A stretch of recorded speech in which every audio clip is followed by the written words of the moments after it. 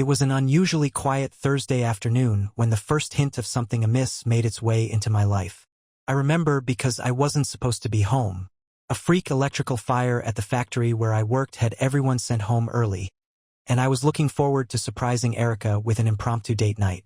She'd been mentioning how little time we'd spent together lately, and I thought this might smooth things over. When I walked into the house, the first thing I noticed was the silence. No TV, no music, not even the soft hum of her working in her office. Just silence, thick and unsettling. "Erica," I called, setting my keys on the counter. No answer. Then I heard it. A muffled laugh from upstairs. I froze, every nerve in my body taut. The laugh wasn't hers, and it sure as hell wasn't mine. I moved quietly up the stairs, my heart pounding in my chest. The sound became clearer as I neared our bedroom. Another laugh, followed by a whisper. I couldn't make out the words, but I didn't need to. My gut twisted. Standing outside the door, I hesitated. What if I was overreacting? What if she was just FaceTiming a friend? But why the secrecy? My thoughts spun in a chaotic loop until I couldn't take it anymore. I pushed the door open. Erica was sitting on the edge of our bed, her back to me, with her phone in her hand. She jumped at the sound of the door, fumbling to turn off the screen. "Oh, you're home early," she said, her voice unnaturally high.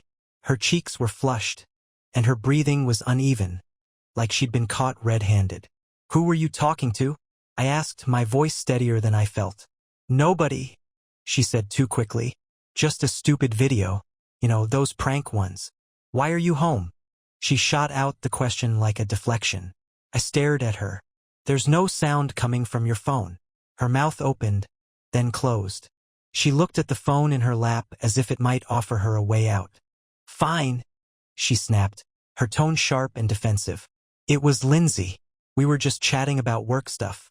Why are you acting so weird?" It was the first lie. At least the first I could catch her in. Erica and Lindsay weren't even friends anymore. Something about a falling out over a client at her office. The story was shaky, but I let it go for the moment, trying not to overplay my hand. But as she got up and brushed past me with a forced smile, I couldn't shake the feeling that something was wrong. Very wrong. I followed her downstairs, watching her as she busied herself in the kitchen, avoiding my gaze. "I thought you'd be happy I'm home early," I said, testing her reaction. She didn't even look up. "Of course I am," she said, her voice clipped. "But you caught me off guard. I had plans to catch up on some work tonight." Plans. Another vague excuse. The Erica I knew used to be excited about time together, not annoyed by it. For the rest of the evening, I tried to act normal, but my mind was spinning. That laugh I'd heard earlier played on a loop in my head. I'd only caught a snippet, but it wasn't something I could unhear. Later that night, when Erica went to bed early, complaining of a headache, I took her phone from the kitchen counter. I told myself I wasn't going to snoop. I just needed confirmation that I was imagining things. But the lock screen was different. She'd changed her password. That was the second lie, only this one wasn't spoken. It was written all over her face every time I caught her glancing at her phone with that secretive little smile. As I sat there in the dark kitchen, the pieces of a puzzle I didn't want to solve began falling into place. Whatever was going on, it wasn't just in my head. And I wasn't going to let it stay hidden for long. The only thing I needed now was the truth, and I wasn't afraid to rip it out of her hands if I had to. The next day, my mind was a storm I couldn't silence. Every glance Erica threw my way felt like a riddle. Every word she spoke like a rehearsed line. Her calmness, her ease, it was too perfect, too deliberate. It was like she already knew she'd won whatever game we were now playing. But I wasn't about to let her get comfortable. That evening, I decided to test her. We were in the middle of dinner, eating takeout in front of the TV. A rare moment of normalcy. She'd been scrolling on her phone absent-mindedly, so I leaned over, trying to act casual. "Who's that?" I asked, nodding toward her phone. She tilted the screen away almost instinctively, then caught herself and laughed. "Oh, just Karen from work. She's freaking out about this new campaign." Her tone was light, but her body language screamed tension. Her grip on the phone was too tight, her shoulders stiff. "Must be a lot of messages," I said, watching her face carefully. She didn't miss a beat. You know how Karen is. Always overthinking things. I'll deal with it later. She put the phone face down on the coffee table and gave me a smile so fake it made my stomach churn. After dinner, she disappeared upstairs, claiming she needed to wrap up some emails. I stayed downstairs, pretending to be glued to the TV, but my mind was racing. Something about her story didn't add up, and I needed proof. I waited until I heard the soft sound of water running upstairs. She was in the shower. That was my chance. I grabbed her phone, but of course it was locked. The new passcode was like a taunt, daring me to figure it out. My mind raced as I thought back to anything she might have changed it to. Birthdays? Too obvious. Her work ID number? No luck. Then I remembered the stupid necklace she'd bought herself a few weeks ago. Gold with the number 143 engraved on it. She'd said it was a reminder of self-love. But something about it had struck me as odd. My hands shook as I entered the code. 143. The screen unlocked. For a second, I just stared, not sure if I wanted to go further. But the truth was right there, waiting for me. I opened her messages first. The first few threads were innocent enough: Karen, her mom, her gym instructor. But then I saw it. A contact saved under the name Patricia. Erica didn't know anyone named Patricia. I clicked the thread, and my heart dropped. The texts weren't long, but they were intimate. Details about her day, inside jokes, little phrases like, "Can't wait to see you again." My breathing quickened as I scrolled further, each message a punch to the gut. The latest one was from earlier that evening, just before she came downstairs. "Thinking about last night. Wish we had more time. You're addictive." I felt like I was going to be sick. I dug deeper, opening the photo gallery attached to the chat. The first image was innocent, a shot of a coffee cup. The next was her in the mirror, wearing a dress I'd never seen before. She was smiling, but not the way she smiled at me. This was different, private, suggestive. And then the final image. It wasn't her. It was a man. He was in his 30s, clean-cut, sitting in a car with a grin that made my blood boil. He wasn't anyone I recognized, but the way Erica had saved the image, it was obvious she looked at it often. The sound of the shower upstairs stopped abruptly, snapping me out of my trance. My hands were shaking so badly I almost dropped the phone as I scrambled to lock it and put it back exactly where I'd found it. When Erica came downstairs a few minutes later, her hair wrapped in a towel, she looked so calm, so composed. "You okay?" she asked, glancing at me. "Yeah," I said, my voice tight. "Just tired." But inside, I wasn't tired, I was raging. That night, I didn't sleep. Every time I closed my eyes, I saw that man's face, heard her laugh in my head, felt the weight of every lie she'd ever told me. This wasn't just a fling. It was calculated, deliberate. She'd created a world outside of me, one I wasn't invited into. And I wasn't going to let her keep it up by morning. I'd made up my mind. I needed more. The texts, the photos, they were damning, sure, but I wanted the whole picture. I wanted to know how far this had gone and just how deeply Erica had buried herself in this lie. The opportunity came faster than I expected. Erica left the house around 10 a.m., claiming she had to meet a client at the office for an emergency briefing. Her tone was casual, but her body language gave her away. The overly bright smile, the rush to grab her bag, and the faint scent of a perfume she only wore on special occasions. "Don't wait up," she said as she closed the door behind her. That was my cue. As soon as her car disappeared down the street, I grabbed my jacket and followed. I'd never done anything like this before, and the whole thing felt surreal. My hands were clammy, my heart pounding as I kept a safe distance behind her car. It wasn't long before I realized she wasn't heading downtown. Instead, she turned onto a side road that led to a small park on the outskirts of the city. She parked, and I pulled into a spot a few rows back, just out of sight. My pulse quickened as I watched her step out of the car, smoothing her dress. She glanced around, her movements quick and nervous, before walking toward a trail entrance. And then he appeared, the man from the photo. He was waiting for her by the trees, dressed casually in jeans and a leather jacket.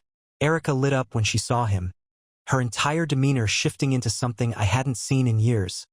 Carefree, excited. She threw her arms around him like he was her world, and they kissed. I sat there, gripping the steering wheel so hard my knuckles turned white. Seeing it in person, not just through a screen, it hit me like a truck. My wife was cheating on me, not just in texts or stolen glances, but here in broad daylight with no shame. For a moment I debated storming over there, confronting them right then and there, but I stopped myself. If I lost my cool now, I might not get the answers I needed. So instead I followed them. They walked through the park, laughing and holding hands like a couple of teenagers. I kept my distance, slipping between the trees whenever they glanced back. After about 10 minutes, they stopped by a secluded bench where they sat close, too close. I couldn't hear their conversation, but their body language said it all.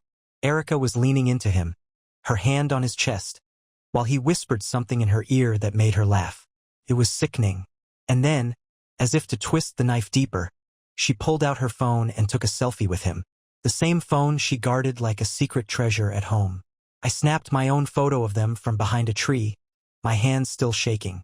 This wasn't just proof, it was the nail in the coffin. They stayed in the park for nearly an hour before heading back to their cars. I followed them again, expecting them to part ways, but instead, they drove to a small motel on the edge of town. A cheap, dingy place with a flickering neon sign that felt like a slap in the face. I parked across the street, my stomach churning as I watched them go inside. She didn't even hesitate, didn't look back, just disappeared into one of the rooms with him like it was the most natural thing in the world. I sat there for what felt like an eternity, the weight of it all pressing down on me. This wasn't just a mistake or a lapse in judgment. This was deliberate, calculated betrayal. By the time she finally emerged, her hair slightly disheveled and her makeup smudged, I was done. She kissed him one last time before getting into her car and driving off, completely unaware that I'd been there the entire time. I didn't follow her home. I needed space, time to think. For hours, I drove aimlessly, my mind replaying everything I'd seen. The lies, the intimacy, the way she'd looked at him. It was like she'd never looked at me that way in her life. By the time I pulled into our driveway, it was dark. Erica's car was parked in its usual spot, and the house lights were on. She was home, probably curled up on the couch, pretending everything was fine. But things weren't fine. Not anymore. This wasn't just her story to control. It was mine now, too. And I was about to rewrite the ending. I stepped into the house, the door creaking slightly as it closed behind me. The sound echoed in the quiet living room, where Erica sat on the couch with a glass of wine in hand. She looked up, smiling like nothing had happened. "Hey, babe," she said, her voice smooth and sweet. "You're home late. Everything okay?" I stared at her for a moment, taking in the sight of her. The same woman who had kissed another man just hours ago was now sitting here, acting like the perfect wife. It was revolting. "Fine," I said evenly, hanging my jacket. My voice didn't betray the storm building inside me. She nodded, sipping her wine as she returned her attention to the TV. Some reality show was playing, one of those overly dramatic ones she loved. The irony wasn't lost on me. I sat down on the armchair across from her, keeping my expression neutral. "How was your day?" I asked, watching her reaction carefully. She glanced at me, surprised by the question. "Busy," she said casually. "That client meeting I mentioned earlier ran longer than expected. You know how it is." Her lie was so smooth, so practiced, it sent a fresh wave of anger through me. I clenched my fists under the armrest, willing myself to stay calm. "Really?" I said, leaning forward. "Where was the meeting again?" Her eyes flickered, just for a second, but it was enough. "At the office," she said. "Why are you asking?" I shrugged. "Just curious. It's funny, though. I could have sworn I saw you at the park today. With Patricia." Her entire body went rigid. The wineglass stopped midair, her eyes locking onto mine. For a moment, she looked like a deer caught in headlights. But then, just as quickly, she composed herself, setting the glass down with a forced laugh. "What are you talking about?" she said, her voice light but with a sharp edge. I pulled out my phone, opening the photo I'd taken of her and her lover on the bench. I turned the screen toward her, watching the color drain from her face. "This," I said coldly, "this is what I'm talking about." For a moment, she said nothing, just stared at the screen like it might somehow change what was staring back at her. Then, She stood up abruptly, her tone turning defensive. "Are you spying on me now?" she snapped. "That's insane, Luke. You're acting like a lunatic." I stood, matching her energy. "Don't you dare try to flip this on me. I'm not the one sneaking around, kissing some random guy in the park, and checking into motels." My voice was louder than I intended, but I didn't care. She crossed her arms, her face a mask of defiance. "He's not random," she said quietly, almost as if she hadn't meant to say it out loud. I froze, the words hitting me like a punch to the gut. "What did you just say?" Her eyes darted away for a second before meeting mine again. "I'm not doing this with you, Luke," she said, her voice colder now. "You've been distant for months and I needed someone to actually care about me." "Care about you?" I repeated, incredulous. "You're blaming this on me? Are you out of your mind? You don't listen to me anymore," she yelled, her voice rising. "You're always working, always tired. I'm just supposed to sit here and pretend that's enough." The sheer audacity of her words left me stunned. She was standing there, unapologetic, spinning a web of excuses while I stood in the wreckage of what I thought was our marriage. "So this is my fault?" I asked, my voice dangerously calm now. "You cheat, and somehow I'm the problem?" Her silence was deafening. "You could have talked to me," I continued, my voice breaking despite my best efforts. "You could have said something. But instead, you lied to my face, over and over again." She didn't respond, just stood there with her arms crossed, her expression unreadable. "I want the truth," I said finally, my voice firm. "How long has this been going on?" For a moment, I thought she wasn't going to answer. But then, she sighed, her shoulders slumping slightly. 5 months, she admitted, her voice barely above a whisper. 5 months. 5 months of lies, of sneaking around, of building a life with someone else while pretending to be my wife. I nodded slowly, the weight of her confession settling over me like a lead blanket. "Okay," I said, stepping back. "That's all I needed to know." "Luke," she said, her tone softening, almost pleading now. "I didn't mean for it to happen. It just, save it." I snapped, cutting her off. "I'm done listening to your excuses. You've already said enough." Without another word, I grabbed my keys and walked out the door, slamming it behind me. As I drove away, my hands trembling on the steering wheel, one thought burned in my mind. This wasn't over. Not by a long shot. That I spent the night in my car, parked on a dark side street far from the house I no longer felt I could call home. Sleep was out of the question. My mind replayed the confrontation over and over, her words slicing through me like jagged glass. "He's not random." That single line echoed in my head. Not random, meaningful, intentional. It wasn't just lust or impulse. She'd given this man a piece of herself, the piece she'd once promised belonged to me alone. Around 3 a.m., I started making plans, not just any plans. Plans to take back control. Plans to burn down the world she'd so carelessly built behind my back. By sunrise, I had a rough outline in my head. The pain had hardened into something sharp, something precise. It wasn't enough to leave her or confront the man. No, this betrayal called for something more calculated. I went back home early that morning, the house still quiet. Erica was asleep in the bedroom, her arm draped lazily across the empty space where I should have been.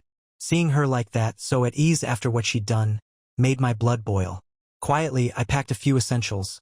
Clothes, my laptop, documents I didn't want her to touch. I knew I wouldn't be staying under the same roof much longer. As I left the room, I spotted her phone on the nightstand, the device that had been both her shield and her weapon. I picked it up, my fingers hovering over the screen. I thought about unlocking it, digging through her secrets one last time, but I stopped myself. I didn't need to see more. I already had everything I needed. Instead, I walked to the kitchen and left her a note on the counter. "Don't call me. Don't text me. You've made your choice. Now you'll live with the consequences." Then I left. The next few days were a blur. I rented a cheap motel room under a fake name and began laying the groundwork for what would come next. I called out of work, claiming I had a family emergency, and spent hours researching everything I could about Erica's lover. It wasn't hard to find him. The man from the photo, the one she'd kissed so openly in the park, was named Nathan. He was married, with 2 kids and a white picket fence life in the suburbs.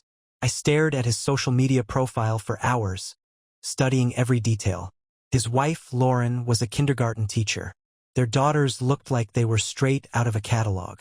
Perfect, I thought. Nathan wasn't just her escape. He was playing the same game she was. 2 liars living double lives. It was almost poetic.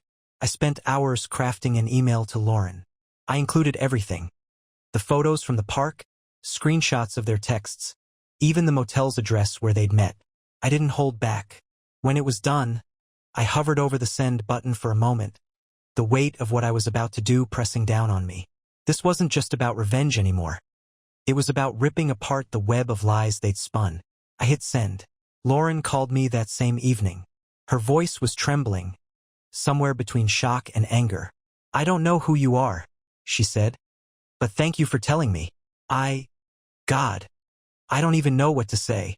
"I'm sorry," I said, "and I meant it. I know this isn't easy." "Easy?" she snapped, her voice breaking. "I thought we were happy. I thought we were—" She stopped herself, taking a shaky breath. "What do you want from me? Why did you tell me this?" "Because you deserve to know the truth," I said. "And because they don't." We talked for a while longer, exchanging details, filling in gaps. It turned out Nathan had been lying to her about late-night meetings and business trips for months. Our stories mirrored each other almost perfectly. By the time we hung up, we had a plan. Lauren wasn't the type to sit quietly and let this slide, and neither was I. Together, we were going to confront them, both of them at the same time. The stage was set. The trap was laid. All that was left now was to wait. Lauren and I agreed to meet at a small cafe near the motel. It was neutral territory, a place where neither Nathan nor Erica would suspect anything. Sitting across from her, I could see the pain etched into her face. Dark circles under her eyes, a tightness in her jaw that matched my own. But beneath the grief, there was a fire. She wasn't here to cry. She was here to fight. We went over the plan one last time. Erica and Nathan would be meeting at the motel again that evening, same room, same predictable routine.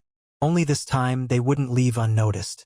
Lauren had already arranged for a babysitter, telling Nathan she'd be out running errands. She looked at me with a mix of determination and raw vulnerability. "Are you sure about this?"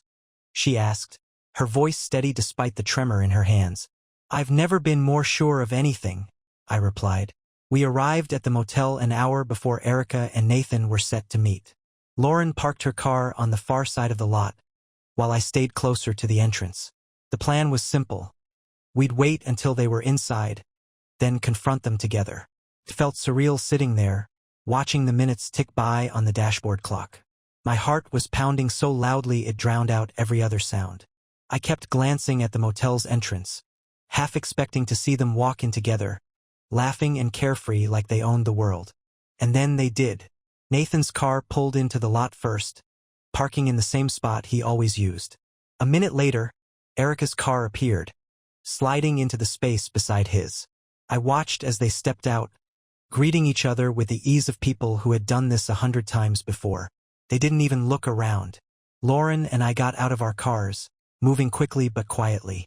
We waited until they were inside the room before approaching the door. My hands were shaking as I knocked, the sound sharp and jarring in the otherwise quiet night. There was a pause. Then, Nathan's voice called out, "Hold on a second." The door opened a crack, just enough for him to peer out. His face shifted from confusion to panic in an instant when he saw Lauren. Before he could react, she shoved the door open, stepping inside with me close behind her. "What the hell?" Erica started, but her voice faltered when she saw me. The room was small and cheap, the kind of place where no one asks questions. A single bed was unmade, and their bags were tossed carelessly in the corner. Nathan was standing by the bed, his face pale, while Erica was frozen near the window, her eyes wide with shock. "What's going on?" Nathan stammered, looking between Lauren and me like we were ghosts. "Oh, don't play dumb," Lauren snapped, her voice icy. "We know exactly what's going on." Erica's gaze darted to me, her expression shifting from shock to anger. "You followed me?" she hissed. "Don't even try to make this about me." I shot back. "You've been lying to me for months. sneaking around like a goddamn teenager. Did you really think you wouldn't get caught? Nathan tried to step in, his hands raised like he could defuse the situation. Let's all just calm down. Calm down. Lauren cut him off, her voice rising. You've been cheating on me, on your family, and you want me to calm down. The room exploded into chaos. Erica was yelling at me, accusing me of invading her privacy. Nathan was trying, and failing, to get Lauren to leave. Every word out of their mouths was an excuse, a denial, a desperate attempt to shift the blame. You don't understand. Erica spat at me, her eyes blazing. Our marriage has been dead for years, Luke. You checked out long before I did. That hit me like a slap, but I didn't back down. If it was so dead, why didn't you just leave? Why sneak around like a coward instead of being honest? Because you wouldn't have listened. She screamed, tears streaming down her face now. You never listen. You needed what? I snapped. To lie? To cheat? To destroy everything we built? Don't you dare try to justify this. Meanwhile, Lauren had cornered Nathan, her voice cutting through his weak protests like a knife. How could you do this to our kids?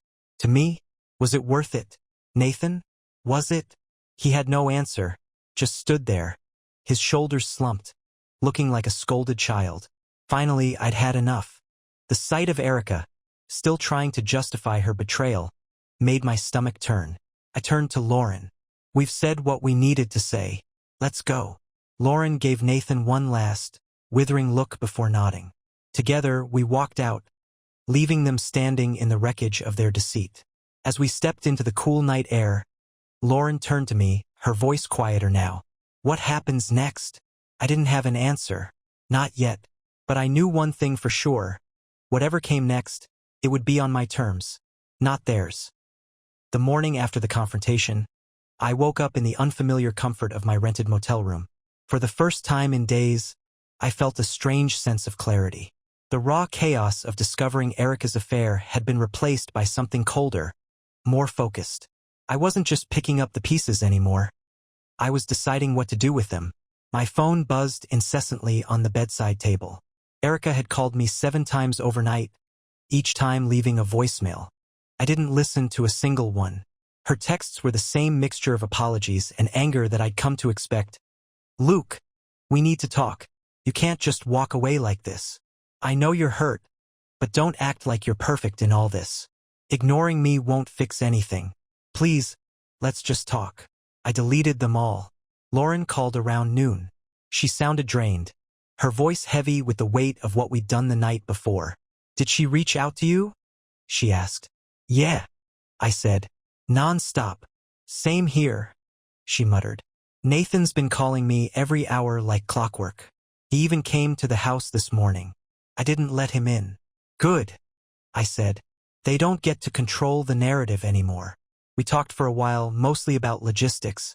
Lauren had already scheduled a consultation with a divorce attorney, and she encouraged me to do the same. I promised I would, though the idea of dealing with lawyers and paperwork felt like the last thing I wanted to face. After we hung up, I spent the rest of the day gathering my thoughts. The confrontation had been a victory of sorts, but it wasn't enough. I needed closure, not the kind that comes from a clean break, but the kind that comes from making sure they felt every ounce of the betrayal they'd inflicted. That evening, I went back to the house for the first time since I'd left. Erica was sitting at the kitchen table when I walked in, her face lighting up with a mix of relief and apprehension. Luke, she said softly, standing up. Thank God. I've been calling you. Save it. I interrupted, my voice like ice. I'm not here to talk about fixing this. I'm here to get my things. Her expression faltered, and she sank back into her chair. So that's it? You're just giving up on us? I couldn't help but laugh, though there was no humor in it. Giving up? Erica, you gave up the second you started sneaking around with him. Don't you dare pin this on me. She flinched at the venom in my words but didn't respond. I moved past her, heading upstairs to the bedroom. As I packed my clothes into a suitcase, I heard her footsteps behind me. You're not even going to listen to my side of things? She asked, her voice trembling. I stopped, turning to face her. Your side, I said bitterly. You've already told me your side, Erica. You needed something I wasn't giving you, so instead of being honest, you lied. You betrayed me. What part of that am I supposed to sympathize with? Tears welled up in her eyes, but I didn't care. She'd cried last night too, and it hadn't stopped her from justifying everything she'd done. Do you even know what it's like to feel invisible? She whispered. Invisible. I shot back. Erica, I've spent the past 8 years building a life for us, thinking we were on the same page, only to find out you were living a double life. If anyone's been invisible, it's me. Her tears spilled over, but I didn't stop. You had options, Erica. You could have talked to me. You could have left. But you chose this. And now you'll live with it. I zipped up my suitcase and pushed past her, ignoring her quiet sobs as I made my way downstairs. As I loaded the suitcase into my car, I felt a strange mix of emotions. There was anger, yes, but also relief. Walking out of that house, leaving Erica and everything we'd built together behind, felt like shedding dead weight. Before I drove off, I sent her a single text. We're done. I'll send someone for the rest of my things. Don't contact me again. I expected her to fight back, to call me or send another flurry of messages, but my phone stayed silent. Maybe she finally understood that there was nothing left to say. That night, I sat in my motel room, staring out at the city lights. The confrontation was over, but the war wasn't. There were still decisions to make, legal battles to fight, and a life to rebuild. But for the first time in weeks, I felt like I was the one holding the reins. 2 weeks passed in a blur of paperwork, phone calls, and endless questions from well-meaning friends who had no idea what had really happened. Erica and I were officially separated, though the legal process was just beginning. Lauren and I stayed in contact, sharing updates and keeping each other grounded through the chaos. But despite the progress, a part of me still felt restless. The confrontation at the motel had exposed their betrayal, but it hadn't erased the damage they'd done. Nathan and Erica were still out there, living their lives like they hadn't torn 2 families apart. That was about to change. It started with the burner phone. I'd picked it up at a gas station, along with a prepaid SIM card. It wasn't traceable to me, which was exactly what I needed. I used it to send Erica a single text. Meet me at the park tomorrow at 5 p.m. Come alone. There's something you need to know. I signed it as Nathan. The next message went to Nathan. We need to talk. Same park as before. 5 p.m. Don't tell anyone. I knew their patterns well enough by now to predict they'd show up. They were addicts, drawn to each other like moths to a flame. And I'd made sure to choose the spot where they'd first met, the bench by the trees. It was poetic in a twisted way. At 4:45 p.m. the next day, I was already in position, sitting in my car with a clear view of the park. Sure enough, Erica arrived first, glancing around nervously as she made her way to the bench. A few minutes later, Nathan appeared, looking equally uneasy. I watched as confusion spread across their faces. Erica said something, gesturing at him, and he responded, shaking his head. Their voices were too low for me to hear, but their body language told me everything. They were unraveling, realizing they'd both been lured there under false pretenses. I waited a moment longer before stepping out of the car. They didn't notice me at first. They were too wrapped up in their argument, Erica jabbing a finger at Nathan while he waved his hands in frustration. But as I approached, the tension shifted. Erica's eyes locked onto mine, her face draining of color. What the hell are you doing here? She demanded, her voice sharp with panic. I could ask you the same thing, I said calmly. But I already know the answer. Nathan turned to me, his expression hardening. You need to leave. This has nothing to do with you. I laughed, the sound bitter and cold. Nothing to do with me? That's funny, considering you've both spent months tearing my life apart. Erica stepped closer, her tone turning desperate. Luke, this isn't the time or place. No, Erica. I cut her off. This is exactly the time and place. I pulled out my phone, holding it up so they could see the recording app running. You're going to explain everything. Right here, right now? Nathan's face twisted in anger. You're insane. Am I? I said, taking a step closer. Or am I just the first person who's finally holding you accountable? They hesitated, glancing at each other like cornered animals. Neither of them spoke, so I kept going. You think you're untouchable, don't you?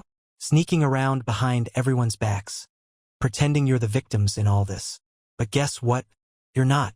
And now, everyone's going to know exactly who you are. Erica's composure cracked first. Luke, please, she said, her voice trembling. You don't have to do this. I made a mistake, okay? I was wrong. But you're better than this. Better than what? I snapped. Better than exposing the truth? Sorry, but I'm done being the bigger person. Nathan tried to step in again, but I held up a hand, stopping him. Don't even start. You've already lost your wife, your family. Do you really think you can talk your way out of this? The color drained from his face at the mention of Lauren. Good. Let him squirm. I didn't give them a chance to respond. Instead, I turned and walked away, leaving them standing there, speechless and exposed. The recording was already uploaded to a secure folder, along with every piece of evidence I'd collected over the past few weeks. I'd been careful to document everything: photos, texts, timestamps. That night, I sent the folder to Erica's boss and Nathan's employer. I didn't include any personal commentary, just the cold, hard facts. Let the evidence speak for itself. By the next morning, the fallout had begun. Erica lost her job within 48 hours, her company citing violations of workplace ethics. Nathan was forced to take an unpaid leave of absence while his firm conducted an internal investigation. Lauren called me a few days later, laughing bitterly as she recounted Nathan's panicked attempts to explain himself. He's staying at his brother's place now, she said, and the girls don't want to see him. Serves him right. For me, it wasn't about ruining their lives. It was about justice. They'd built their little world on lies and deceit, and now it had crumbled beneath them. 5 years later, my life looks completely different. I moved to a new city, started a business, and even found someone who loves me in a way I never thought possible. Erica, I have no idea where she is, and I don't care.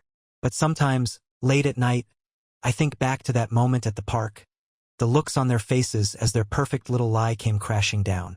And I remind myself that revenge isn't about staying bitter. It's about taking back control. And I did.